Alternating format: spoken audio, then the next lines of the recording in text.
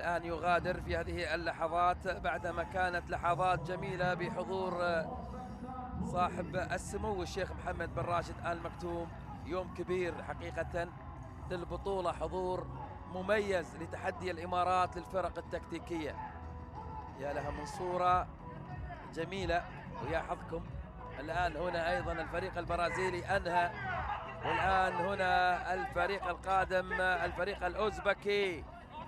الفريق الأوزبكي العام الماضي وفي عام 2020 كان هو أفضل رقم، فاز بالمركز الأول، يعرف هذه البطولة جيدا، حقق 4 دقائق و57.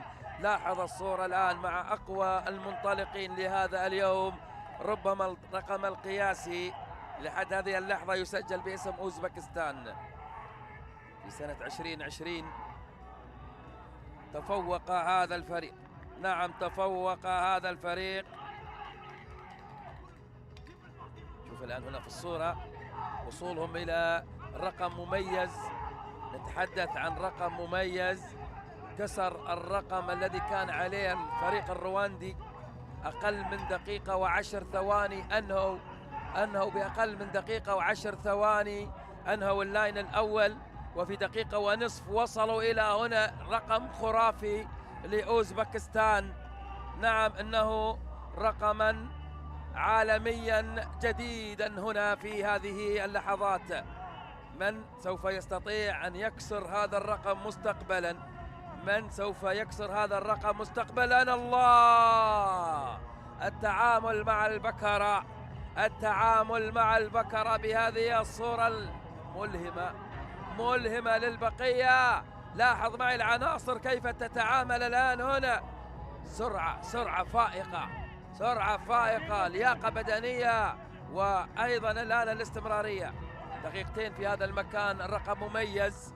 نعم أقل من 4 دقائق تشير الساعة تقديريا. إذا ما انتهينا الآن في أقل من 3 دقائق ممكن تكون فرصة كبيرة.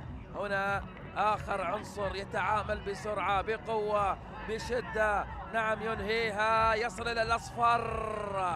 رائعين، ولكن الرقم لن يتحطم الرقم. نعم 4 دقائق، أعلى من 4 دقائق الرقم الآن الذي سوف يأتينا في هذه اللحظات. الرقم القياسي كان 3 دقائق و46 لرواندا.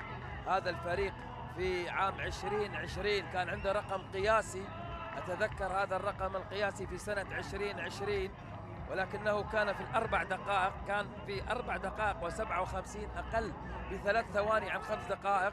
4 دقائق 57 كان هذا الفريق. الآن يتعامل على هذه الوضعية 4 دقائق و40 تقريبا، متوقع أكثر. نعم هي 4 دقائق كنا نتحدث، الآن ممكن أقل من 4 دقائق، لكن هناك واحد، العنصر الأخير هو اللي راح يأخرهم، راح يصلون إلى ال4 دقائق في هذه الصورة.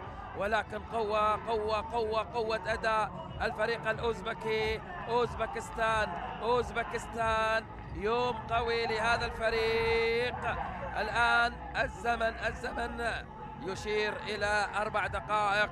أنا توقعت 4 دقائق، تحديت علي عباس وتحديت أيضا بطي. نعم 4